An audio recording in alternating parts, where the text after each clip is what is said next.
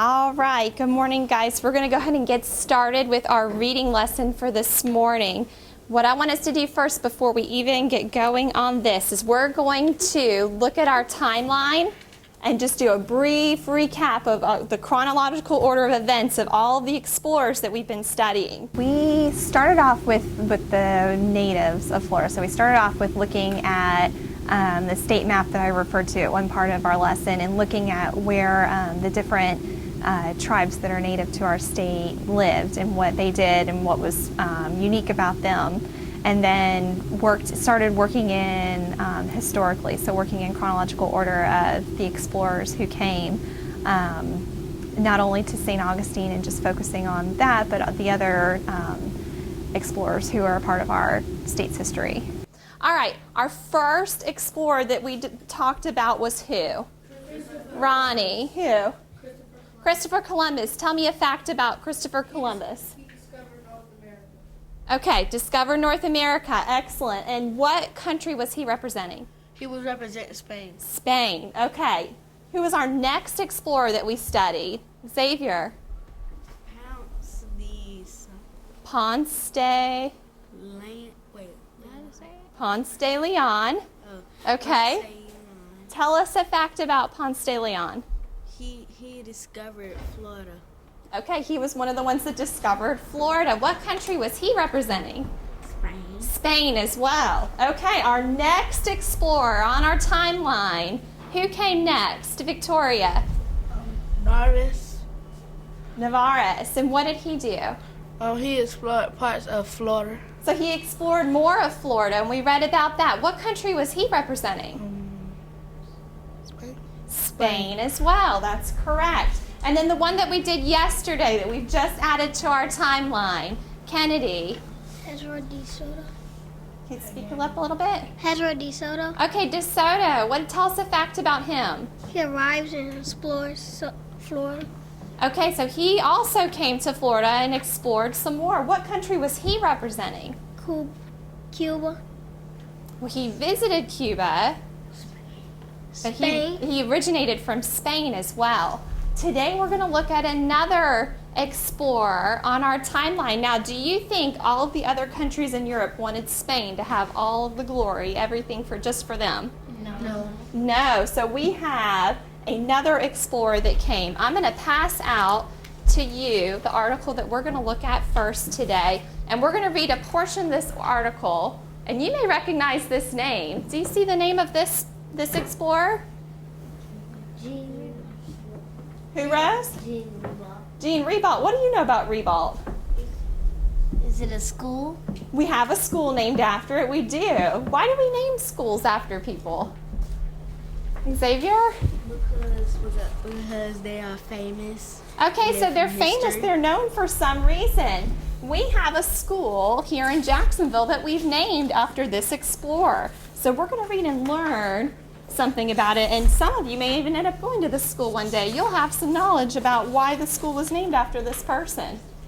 All right, I'm passing out to you our informational text, our article that we're going to use today to start learning about this next explorer. Now we're going to do our text coding like we normally do, and I'm going to need a helper to come up here and help me to mark this. Shakiria, you want to be my helper this morning? Come on up and grab your marker. So today what we're going to look at, this is our first article that we're going to look at. We're going to talk about this informational text, and we're also going to look at a poem, because our focus today is we're going to be comparing and contrasting facts that we learn in a poem and how they help us with understanding information that we've seen in this article. Looking at the standard and having the students focus on some of the key words in the standard helps guide what their task is for the day. So knowing that they weren't going to just draw a coat of arms and tell about it, knowing that today's focus was an opinion. Why do you think? Your point of view is my coat of arms best represents the school. So knowing that they're going to have to share their point of view, and part of that standard also says using the text, so knowing they're going to have to refer back to the text that they read for reading today. And also that they're going to have to argue their point. They're going to have to provide that evidence will focus their task. So the writing pieces that I'm going to see at the end of the day are going to be, we're going to meet the standard. They're going to show that the students were practicing that particular standard. Okay, so we're going to start off with our article first. All right, so we have our title here. Now, Rose told us that she recognized right away that this said what, Rose? Jean Rebout. Jean Rebout. So let's look here in the article, because I don't know if as we've introduced these different explorers, we've seen that they put the pronunciation in there for us. So let's look closely at how this is actually pronounced in French. This is a fact that I learned when I was reading this article. All right. Mayana, do you want to read? And then Shakiri is you're gonna help her tell us what to mark. So when we're text coding, what are some of the things that we're marking as we read? Okay, Kimbrielle, what are we gonna mark? Important things that's in the text. Such as? How do we know something's important?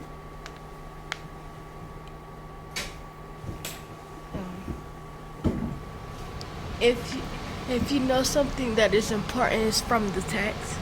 Okay, so important facts from the text, things we need to know. Xavier, you want to add something? Important words, like words that we don't know, we circle them. Good, important words or new vocabulary, we are going to circle them. All right, so when we have somebody reading out loud, where are our eyes? In their text, we're following along. Okay, so Mayana, let's start off this first paragraph here for us. And you have to speak real loud, okay? In 1562, Jean Rebout. Oh, pause right there. What do we see about this? All right, so we've had here where it helps us to pronounce it, right? So let's break this down. How do we actually say his name in the French pronunciation? You want to help Tykeria? John. So we have this J, so John Rebout. Now we know when it's in capital letters, that tells us to say what? That's how we emphasize that part. So when we say Jean Rebout, when we see it on signs and when we see it, the school listed, but the actual French pronunciation is Jean Rebout. Okay, so as we read the Explorer, we're going to use his actual name, his Jean Rebout. Okay? All right, go ahead, Mayana. In 1562, John Rebout was sent from France to Florida in order to explore the area and began a new colony. His Nice and loud. A little louder. His lieutenant was Lieutenant. Reine de Laudonnière. Okay, now they pronounce this, they have this one for us down on the bottom. Let me slide the article up so we can say his name correctly as well. So we have René de Laudonnière. So he's René de Laudonnière. Slide this back into place. So that's his lieutenant. Do we need to circle any words here? No. What should we circle, Victoria? Lieutenant. Lieutenant, let's look at that word real quick. What is a lieutenant? So we need to make sure we understand who this René de Laudonnière is. Where have we heard that word before?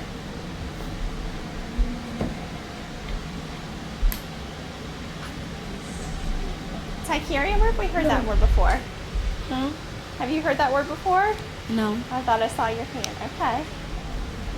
Has anybody heard this word maybe with the military or with the police? Ronnie? Is it a captain? It's an officer, isn't it? Captain would be a different level, but a lieutenant would be another officer. So why do we think Jean Rebout needed to come with his lieutenant, René de Laudonnière? What do we know now about this word? Yes. I think that why he ran his lieutenant is because he when something happens he wants to call his lieutenant for something that goes wrong or something like that. So he has somebody to help him out, doesn't he? He has his support. If we think about that like at our school, if we have our principal, right, and then he has helpers that work underneath him. So this lieutenant, René de Laudonnière, he was one of the helpers. A lieutenant was somebody who works under the leader to help them out with whatever their tasks are, okay? All right, so we've got that word lieutenant. Mayana, can you keep reading? Using different technologies, another way to engage the students. We have the Mimeo board here where the students were able to, she wasn't my most proficient Mimeo user, but with the Mimeo board, the students are able to get up and actually record their thinking on the board. It turns any whiteboard into an interactive whiteboard. And what's nice about the Mimeo is it kind of captures the learning for the day. So any notes or any kind of text coding that we've marked on the Mimeo, I can save and then bring that right back up tomorrow with the students rather than it just being erased and gone away. And I think it's important for the students to own the technology as well, not just for the teacher to be the controller of all of it. Another way to keep them engaged is to select out somebody who may be more reluctant to participate otherwise. They'll come up and help you use the technology. Today's lesson I used some slides in a PowerPoint to be able to organize things that I wanted to show. So by putting the illustrations and the pictures into PowerPoint and having them in the order that I wanted to present them, I was able to easily flip back and refer to them as I needed. Ribault sailed with 3 ships that carried 150 people.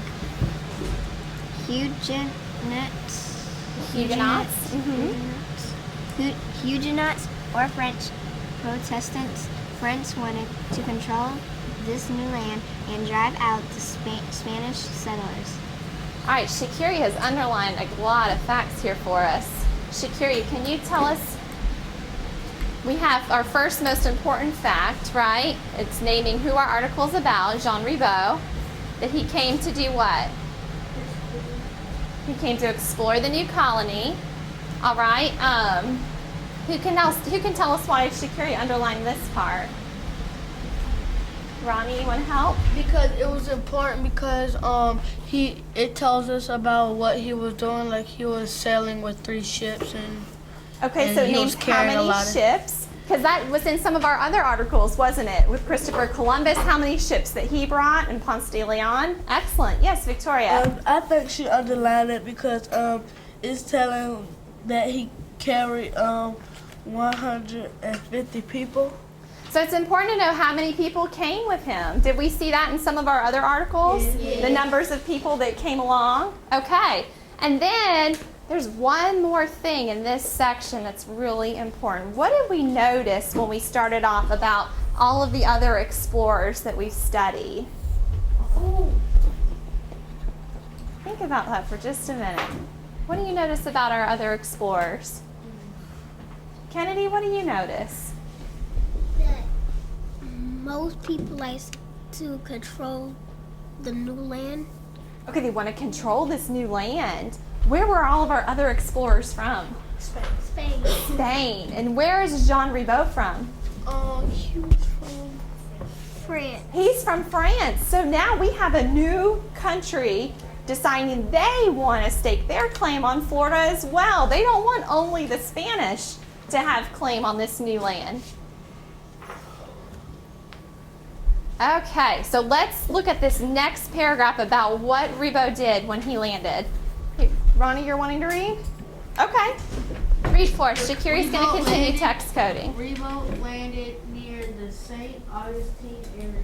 He sailed farther north to the St. Johns River because he did not like the river's Spanish name. He renamed it the River of May. Today, it is known again as the St. Johns River.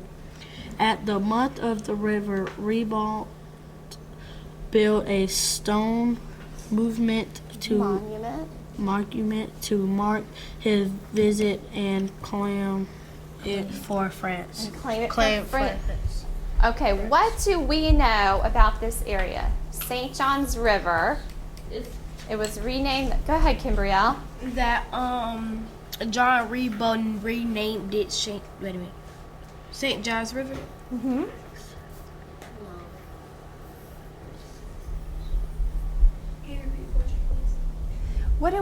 What's familiar to us here? Have you, Shakira underlined this fact here. He sailed further north to the St. John's River. What do we know about the St. John's River? Is that familiar to you?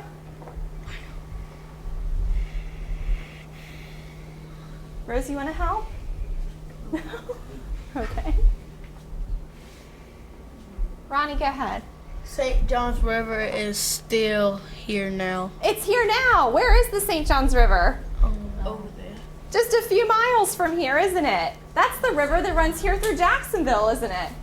So this explorer not only just came to Florida, he came specifically to our area, to Jacksonville, here to our city. Okay? Now, what did he do to this river? Shakiria underlined a fact there for us. Jakaya, what did he do? He renamed it the River of May. He renamed it. Why did he think he did that? What can we infer from what we've read? He did not like the river Spanish name. Okay, he didn't like the river's Spanish name. What did we learn up here also? What did he want to do to these Spanish settlers? Oh, he wanted to control the new land.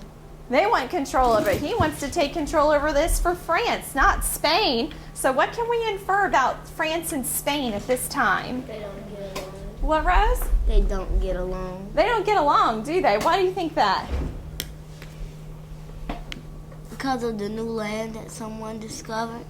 Yeah. What were the Spanish saying? Why were they coming over here? Think about the other articles that we've read. What were they looking for when they came? Why did they even take that time to sail? They was looking for slaves and trying to discover new stuff. They wanted to discover New new places. things. They were looking for spices. That's how And some of it money. started. And money and gold, the jewels and all of that. Do you think the French wanted to sit back and just let the Spanish have it all? No, they wanted to stake their claim on Florida as well. So they came here to this river that's here in our town in Jacksonville and renamed it. Now, what did Ribot do when he came to the St. Johns River? Kennedy, what did he do? He built a stone monument to mark his visit and claim it for France. So he built a stone monument. He stuck this stone monument there so they would know that this area was claimed for France. We're going to stop there with our article for right now. We're going to spend some more time talking about this stone monument and what Ribot did to claim it for France. Thank you, Shakiria, for being my helper. Okay, I'm going to erase this text, Cody. Xavier, you have a question or comment? I think I got both. My question is,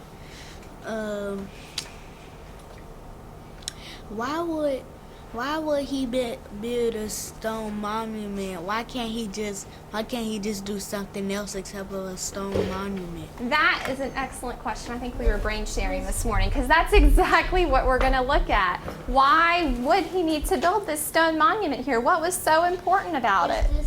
Is the stone monument still there today? Let's talk about that.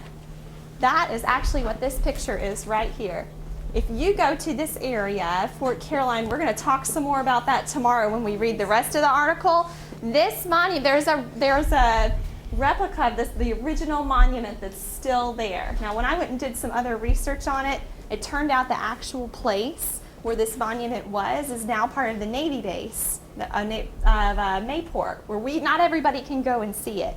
So what they did is they made a replica of the original one and put it here at this park where everyone can go and visit. It's a historical place now where you can go and see. Some things to keep in mind when planning an engaging lesson is you need to have a hook. You need to hook the student into the learning in some way. It needs to be something that relates to them personally on their level. So for example, today the hook is that this explorer was here in our area of Jacksonville, and this monument is something that they could actually go and visit and see today. Part of the article talked about the St. Johns River, which is not too far from our school here. So, and drawing those connections for them, helping them to see this is why this is important for you to listen up today and focus on this lesson because it does relate to you. Another way to engage students is to continually make those connections between things that they've learned. So in my introduction today, I also referred to the timeline that showed the other pieces that we've already learned.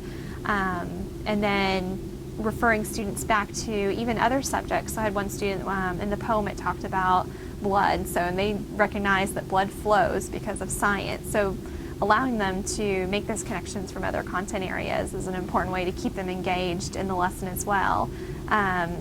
Knowing when it's time for you to talk and when it's time for you to stop and listen is important. There were times where I was about to say something, but I stopped because I realized the student had something that they wanted to share. And a lot of times the point that they bring it up and the way that they say it is probably even better than I could have. So, being able to see that the student's contribution to the lesson is just as important as my preparation for it. This is the actual monument that's right there. And you can see, what is it looking out over? The St. John's River. The St. John's River. It's there at the river. Let's look How at did they know that it was here? Oh, you got words? I got some more pictures for you. Okay, so here is a closer picture of the monument. So there's this symbol here, and we're going to look more specifically at what that is. And then it has some information that was erected in 1925 by the government of the United States of America to mark this first place where Rebo landed. All right? Yes, and it is in our text as well. We are going to look at It that. said this is the symbol of France. It is. What part of that is the symbol of France? Use the text features. What is it pointing straight to? Go ahead, Ronnie. It's pointing straight to that the face. It looks like a kind of face. It does kind of look like a face, doesn't it? Let's refer back to our text because they gave us a caption here, and it's pointing directly to that. Let's see, who can read that for us? What is that, Kimbrielle? The symbol of France is the fleur-de-lis. Fleur-de-lis, Fleur-de-lis lily flower. which stands for lily flower in French.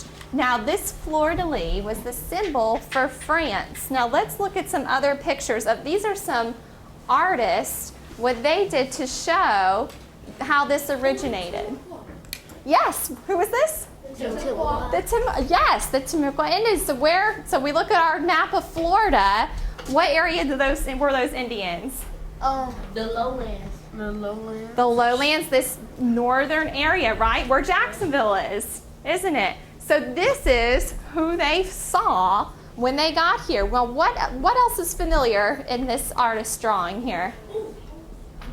Jakaya, what else do you see? I see the symbol from the monument.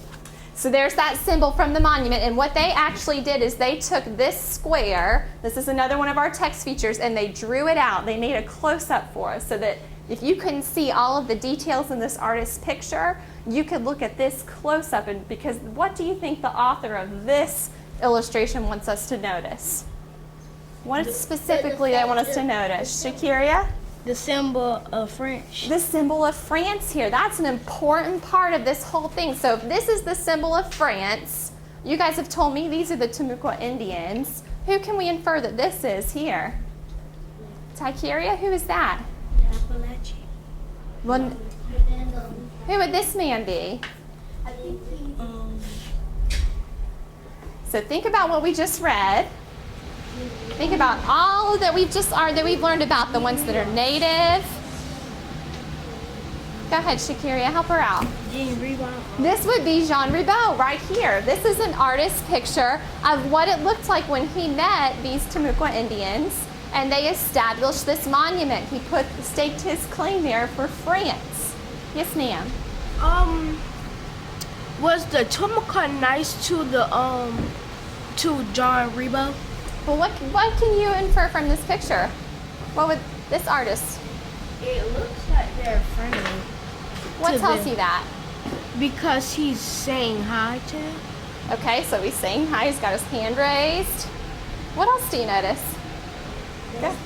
I see like other legs. I see the people back there. So there's some other French soldiers back behind here. Now where this close-up is taken, I'll actually show you on the next picture.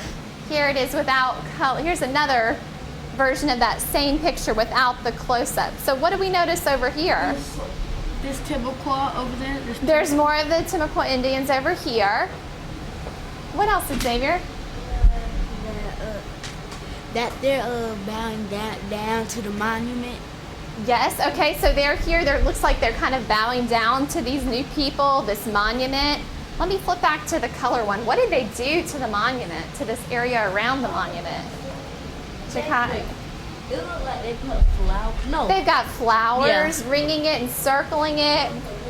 they got food. Rose, what else do you notice? I have a question. Sure. I've been having this question for a while. How can they claim the land when the Native Americans was there first? Well, that is a bigger question that once we study all of these explorers, we're going to talk about. You're thinking ahead. I like that. You're really thinking about this. What else do you notice here about this picture, this particular one? Kennedy, what else do you see? That they got bows and arrows. They've got, okay, so they have some of their bows and arrows here, some of their things that they use for fighting. What else is here? Go ahead, Ronnie. I think the reason Timberclaw is trying to be friendly with John Rebo is because he probably got a lot of food. So they probably brought some things with them. So they have this food, this whole feast, and looks almost like they're celebrating, doesn't it? What's that? I think they're celebrating him for claiming the Yeah. land for France. It's hard to tell, but you can even kind of see his arm is over here on Rebo's shoulder.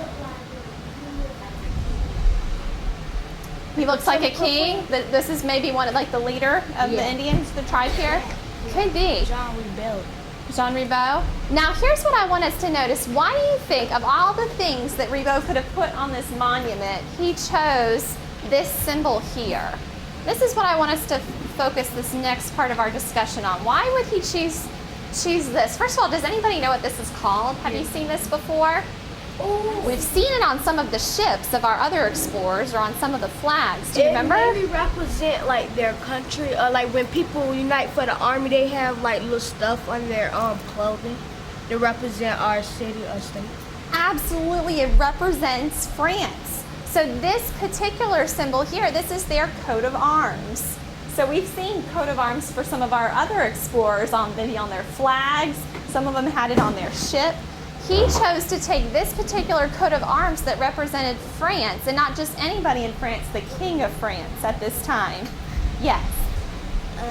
Did he just put it on that monument, or did he put it on ships and other things for France? He probably this was the coat of arms that represented them at this time period, because this was the coat of arms specific to the French king at this time.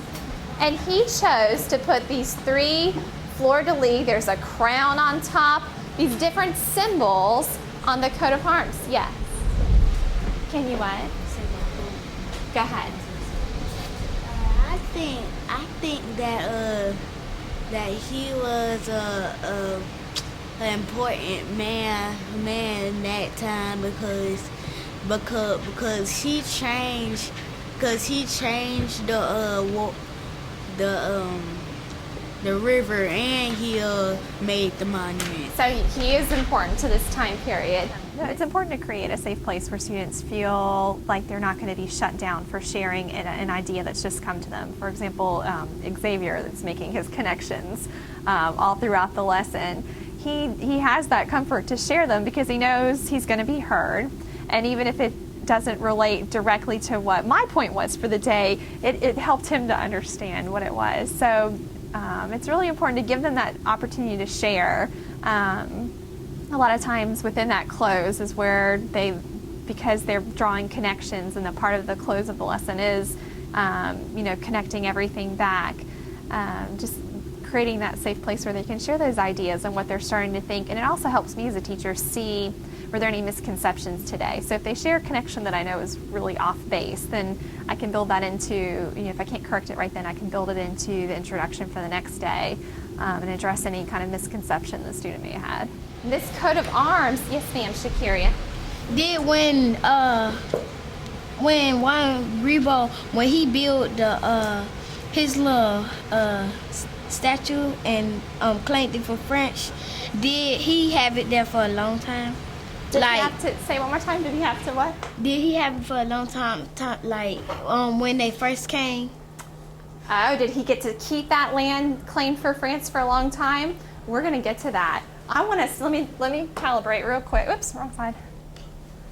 We're gonna look at a poem to see why Jean Ribaud picked specifically this coat of arms to use to stake this land.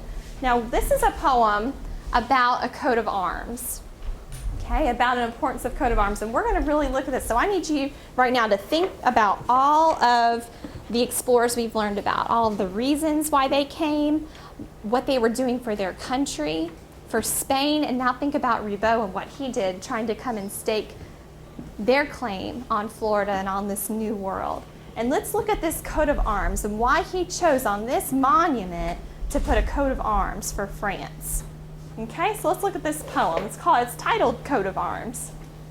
And I need another Mimeo helper with Rose. Do you want to come help? Rose, we're going to do some more coding up here and see what we can find in this poem.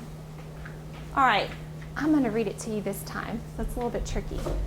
So long as it runs in the blood, so long as it's bred in the bone, shoulder life over the mud, let it proudly be blown. In whatever hour you must, relinquish your hold on it, toss the brightness down in the dust for death to trample across. I included a poem in today's lesson because poetry is an excellent way to bring out a lot of the symbolism within, because we were looking at the symbolism in the object, and we've talked a lot about with poetry about the symbolism that comes with words. So having the students be able to draw those connections between a text feature that was presented and a poem, I knew that that would help lead them to a greater understanding of all of the symbolism in the text, being able to look at what, not just this symbol, that this picture, this feature was a coat of arms, there's a picture of a coat of arms, but what I needed them to get to in this lesson was what is the deeper meaning behind that. And by looking at the words and the language in the poem, it was able to bring around a new understanding, not just of this coat of arms, but what a coat of arms meant in general. So now I know, as we continue to study this unit, that's something they'll be looking for, is these coat of arms and different symbols. Some students were even bringing up ones that they had seen in previous lessons, on ships or flags of other explorers. So bringing in that ability to look at the symbolism in words and cross that over into symbolism that they see in pictures and illustrations was really helpful in this lesson today. It's pretty deep, isn't it, when we first just look at it? Let's see if we can break some of this down. We want to look some more at these coat of arms. So let me just ask you, what do you think when you first read it? What do you think of? Kimbrielle? That like all the explorers who try to express their feelings and how they like when they die, don't cross their or try to mess with their land. Okay, so they're coming over, they're willing to die for this new land and for this cause of coming over to this country and staking it. Okay, what part of the poem tells you that? What part of the poem made you think of that? Oh, and whatever hour you must relinquish your hold on it, toss. Okay, whatever. Do they mean by blood? Do they mean by the St. John's River that they claim? So long as it runs in the blood, so long as it's bred in the bone. Do you think they're talking about the river here? Yes, because it says runs in the blood. Maybe. Possibly, yes ma'am. I think it is the water because when water can run through stuff, so I think it is water. Water runs through, and like we know blood runs through the body. We've talked about that in science. So do you think that they literally mean, blood, what do you think this it? Can you circle it for us, Rose? What do you think they mean by it? Whoops. Tap on the pencil. There you go. What do you think the author of this poem means by it? What is this it that is going to run in the blood and is bred in the bone and is proud, strong, with this coat of arms? What do you think? Ronnie? When it says it, I think it's being Pacific. Like it's trying to tell us the St. John's River. Or something that Think about the title. Something coast of the arms, or it's something that runs in the blood. Kiana, what do you think? I think it means by it is coat of arms. Like that coat of, what did the coat of arms represent? France. Students make connections in their own time and in their own way and at different paces in the lesson, and it's really important to read your audience, to know when you're starting to lose them, but also to recognize those light bulb moments, because when they have them and they can bring that out, sometimes even for me, it's connections and things that I hadn't even realized, that I hadn't even thought of. Each reader in the class brings a unique perspective to the text, so by allowing them to have that time to make that connection and to share it with their classmates, for one, it validates their learning. They now have ownership of that content. They know it. They've made that connection. And by a student being able to share that with another student, I'm sure there were other people in the room who had that light bulb moment as well. It brought, as teachers, we bring our own experiences to a lesson and our own knowledge and understanding. But a lot of times our students are just as great of a teacher as we are by making those connections for their peers in a way that relates to them. So it has to do with that country, with the king and the country and the people. Now think about this. This isn't just this specific coat of arms, but this poem's talking about all different coats of arms. So maybe coats of arms for the Spanish. If some people can look up their last name, and there's family coats of arms that go with families historically. But think about this. So what is that? When you have a coat of arms and you're thinking about your country and your family, what do we think that it is that this poet's referring to? What kind of feelings do we have when we think about our country and our family? Shakiria? We have good feelings because, like, when all of the Native American people that we've been learning about, they had feelings and good feelings about claiming what they wanted to claim. So that good feeling, that pride almost, right? That pride and that excitement for that, whatever the cause is, that they're willing to do anything for their family. Are you willing to think about your own family? Somebody comes in and tries to mess with somebody in your family, what happens? You do something really bad. You do something back, right? Because that's your family. You want to protect what's yours, right? It's the same with this coat of arms. These coat of arms are representing, in this case, in the Jean Ribot, it's representing France. But in general, these coats of arms represent that pride in their family, that pride in their country. Ooh, we're going to get to that. So long as it, so what is this it? Symbol. Yeah, that pride, that symbol of France for this particular one. So long as that pride and that feeling, that good feeling Shakira is talking about, that we want to do whatever we can to protect ours and our own. As long as that runs in the blood, so long as it's bred in the bone, shoulder life over the mud, let it proudly be blown. So what is this author saying about a coat of arms? What do you think, Xavier? I think they mean about your family and let me see. Oh yeah, your country and you stay in what's claiming like your family or stuff like that. Okay, Shakira, you want to add? Yes, I think by the coastal arms, they mean when the Native Americans claim their lands and when they protect their lands and their family. So they can claim it and they can protect it. They're proud of it, aren't they? Let it proudly be blown. So don't just hide that this is your area. Don't hide your coat of arms. This is something you tell everybody. You show everybody. You have almost like bragging rights. Yes. Show your skill and show all that you got. Exactly. Show that all that you've got, why they wanted this area. They let it proudly be blown. So let's look at this next stanza. All right, in whatever hour you must, relinquish your hold on it. What is this word? Let's circle this word relinquish. What do you think relinquish means? It goes. Must relinquish. That's okay. Relinquish. There you go. Hold that. Perfect. That's good. When you relinquish your hold. Yes, ma'am. Like to keep. So if you keep your hold on it, whatever you must relinquish your hold on it, toss the brightness down in the dust. What other context clues can we use to figure out what this word relinquish means? Kiana, what do you think? It has re in it, so it means again. So again, relinquish. Okay, so re kind of means, okay, we know the prefix re is again. Let's see if that fits this particular word.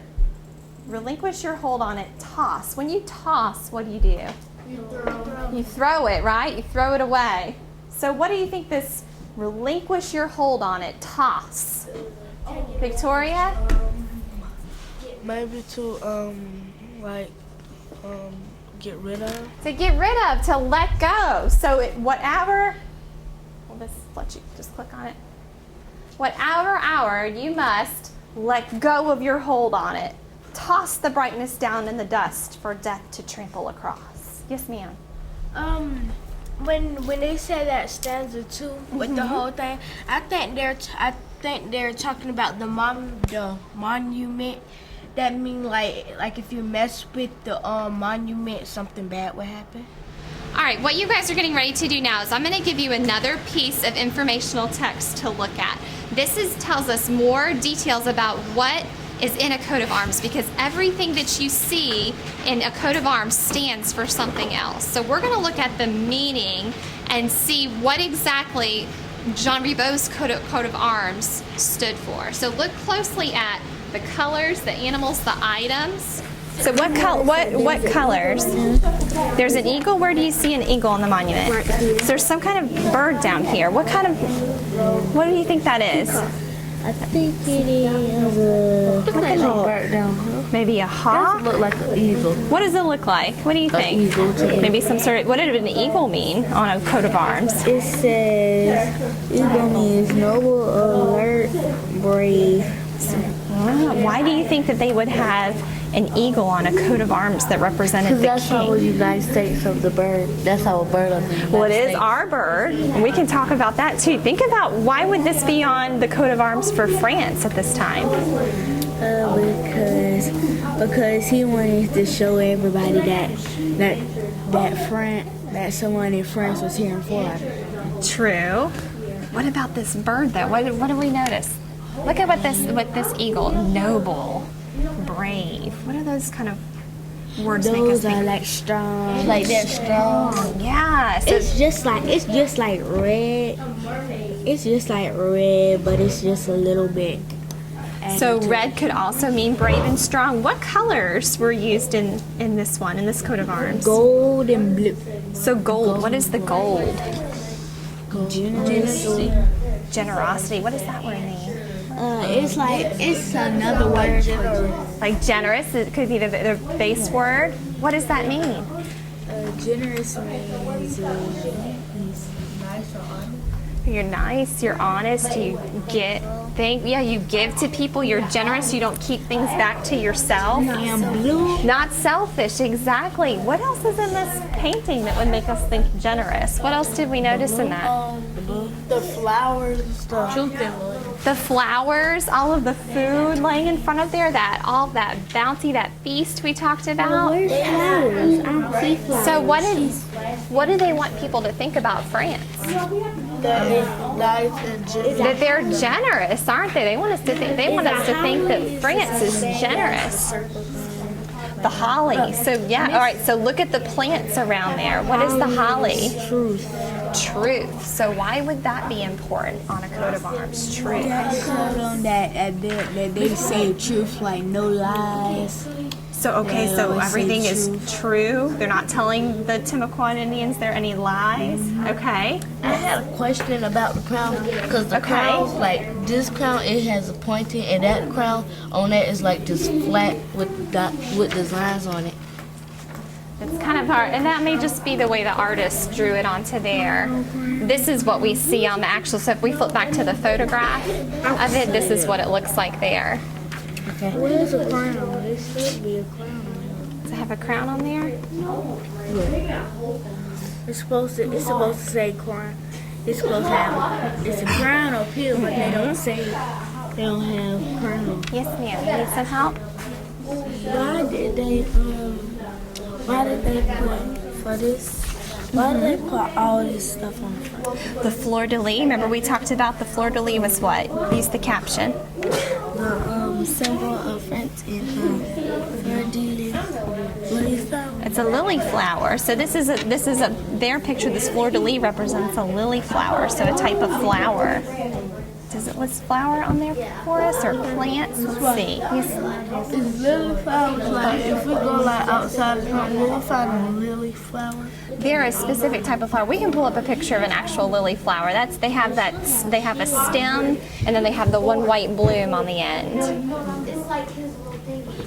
So that's kind of what this is representing, the stem and that flower. And these would be, I guess, the leaves off the stem there, this lily flower. Do lilies grow in the water or do they just go? There are types of lilies that grow in the water. You think about it, Easter, did you guys see white flowers recently for Easter? What did those look? Describe those. It was white with a stem at the bottom, I think. And then it had like a yellow circle in the middle, So with those white were petals around. Yeah, those were around it. Easter lilies. So those are lilies that bloom at Easter time. So it's that same type of symbol. Okay? Yes, sir. I do that they have a sword. So you see, look, there's 3 swords right there. Use the caption. Are those swords?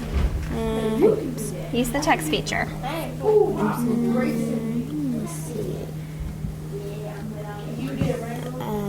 What is this actually? That's what we were just talking about with that group. Is this actually, are these swords? What are they? They're lily flowers. Can we like horseshoe? It said good luck. That's a symbol of good luck. Have you seen that somewhere else? You didn't realize all these things meant different things, did you? No. I thought a horseshoe was like the little shoe that go on the bottom of the horse. But when you see it places, now what do you know that it stands for? Good luck. Good luck. Different definitions. Yeah, like it's 2 kinds of horseshoes. Like read about a horseshoe, horseshoes? like it's a shoe on a horse, and then there's a horseshoes like for good luck. So that symbol, that same thing. So if there was a hand in this picture, then that would represent faith. We have that dove. What does that look like? Look at your list here. Yeah, I look like that. What do you notice about this around the outside, around the edge? Did we talk about that? Did we talk about that? The plant, the holly, the truth? There's You a guys have ribbon. made some excellent observations. There's a ribbon on there right here. But I don't know if there's a ribbon on it. Check the other side. What did we notice about why there would be a ribbon? A ribbon could be placed above the entire coat of arms or at the bottom of the shield. A short goal or idea is placed on the ribbon. Okay. Jakai, what else did you just notice? I circled rainbow because it says good times after bad times, and it says like after it rains, a rainbow appears up. So you're making all kinds of connections, aren't you, to other symbols you've seen? In mermaid. I put arrow like, cause they had the little arrow right there, and like when they have the arrow, they get ready to battle. It is a symbol of battle, isn't it? Y'all made some excellent connections. We're going to come back as a group and talk about that, okay? All right, class, I need you to bring your attention back up here to the front. I noticed in your work that you guys have had some excellent conversation about some of the connections you made. Let's look at some of the things you noticed and think about why they're on this coat of arms for France, okay? Now, the first thing a lot of you talked about was color. Tell me what you noticed about color. Hey, Shakiria? Well, actually, everything represented something, but the colors, it was telling about truth and stuff. It was telling, okay, so which color stood for truth? Blue, Okay, this blue background on this coat of arms, what does that blue stand for? truth, and loyalty. Truth and loyalty, okay? What else did you see, Ronnie? Silver. You saw some silver in there? This artist drew it a little more gold. There could have been That gold, silver. there's silver right there on the thing. The top where. Okay, on the crown, okay. What do you notice about that? And 17. And sincerity. Yeah, sincerity. What does it mean to be sincere? Sincerity. Nice. When you're you're genuine, you mean what you say, you're sincere, you're honest. Okay. Oh, hold on to that. We're gonna get there. We're gonna get there. I know you're excited. Okay, what other color? I did gold. Okay, the gold. What did the gold stand for? Generosity. Generosity. What does it mean when we're generous? Like, you're nice. Not more than just nice. You're nice because you what? Tykeria? What? Thankful for what you got. Yeah, you're thankful because people have been generous. They've given you more than you need sometimes. What about some of the other symbols in here? We had this fleur-de-lis, right, that we learned about in our article. Yes, ma'am. The outline of black. The outline? Well, this was what was around the coat of arms? What was that plant? It's gold. It's colored gold. What else was it? The holly. What did that holly stand for? Truth. Okay, so let's stop, guys. Let's think about this. Had arrows too. Think about this. Why would Jean Ribault? Let's go back to what we started with. Why would Jean Ribault want to put this coat of arms on this monument? What do you think, Shakiria? It's because, like, probably because France is a good country or place to be, and then he put the colors there for a reason. Like on this paper, when it says what it represents, it probably represents France too. So he wanted them to know that this represents France, didn't he? Ronnie, you want to add? The additional sheet that the students used, on one side of it kind of broke down the pieces of a coat of arms and what each part represents, why there were animals on a coat of arms in a certain place, why a crest was used, why a ribbon would be on there and what the ribbon represented. And an additional piece of that broke down what the different animals meant, what the different colors were used for, and then also some of the different symbols. So I wanted them to be able to take that piece and really break down, not that this is just a crest with 3 fleur-de-lis on it and a crown, but what did that really mean? What were they trying to portray when they use that? Why do countries and families, what do our symbols represent? So now some of the students already started making connections to things that they see on the collar for the military and other symbols. So just taking this idea that we've introduced and then continuing it on into what am I noticing now? It's opening up their eyes to a new different way of looking at symbols and looking at things that they see every day. So Jean Ribault wanted, with this coat of arms, he wanted to show not only that this land was for Spain. So what the connection you just made, pardon?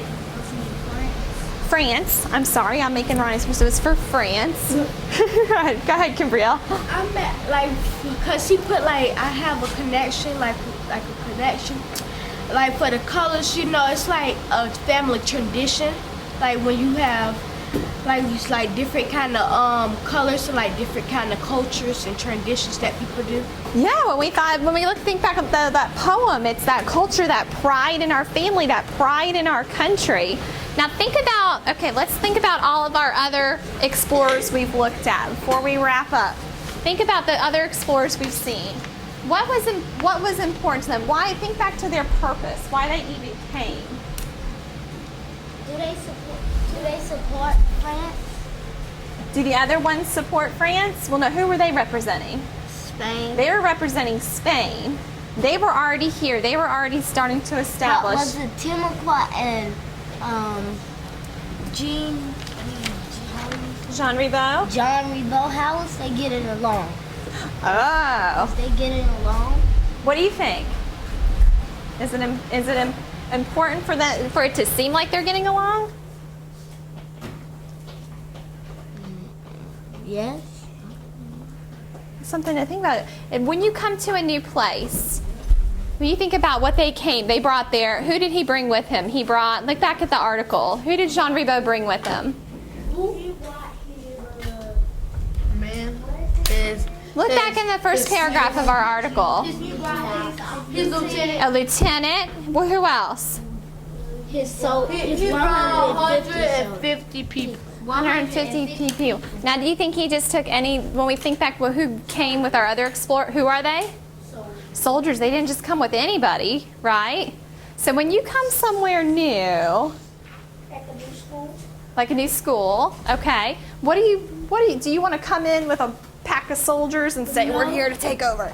Usually they like it's like when sometimes people are shy. Okay. So why do you think he chose? Let's go back to our question. Why did he choose this to put on this monument here? What did Jean Ribot want them to know? Yes. He wanted them to know that that's his tribe and he claimed it for his tribe. He's claiming for his, and his tribe is what? As France. France. He's claiming this for France and not just, yes, go ahead. I got another connection. Okay. Go ahead. The monument, I think I know why the Timber is bowing down to it. I think it's because it's just like them and they bowing down to France because they're kind of the same thing. France is showing them what? With this coat of arms and with all this, they're showing them their what? What were all the traits in those coat of arms? What did it mean? They're showing them that they're, what, Victoria? Alright. They're kind. They're kind. True and loyal. They're loyal. They're generous. They're sincere. They're saying the truth. Now we're gonna look later and see as with our timeline if that's what really plays out. But when they came to this new land, what did they need these Indians to know? That they was going to take over. That they're claiming the land. They weren't going to hurt them. They weren't coming to just take them over. Now, we know their true motives, don't we? Yes. Why did they come to the new land? So they can claim something. They could claim it. They could take it as their own and claim it. But they didn't make them slaves, did they? Okay, we'll talk about that. We'll get there. All right. We're going to stop there with these passages for today, and we're going to get ready to transition into the next piece. We're going to work on a writing piece. So let me get you guys started. Oh, it's a different kind of writing piece. I'm going to get you guys started on it. This is what we're going to do today. Now, you still need your articles, and you still need this one about your coat of arms specifically. Here's what you guys are going to do today. We're going to focus on this opinion writing, okay? So we're focusing on this next standard here. We're thinking about our opinion. Now, when we say opinion writing, remind us what that is.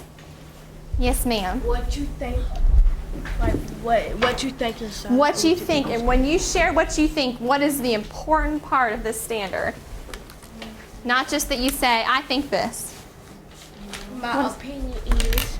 Your opinion. So we're going to write an opinion piece using what? Go ahead, Xavier. Using stuff for the text. Okay, from the text. So we're going to use the text.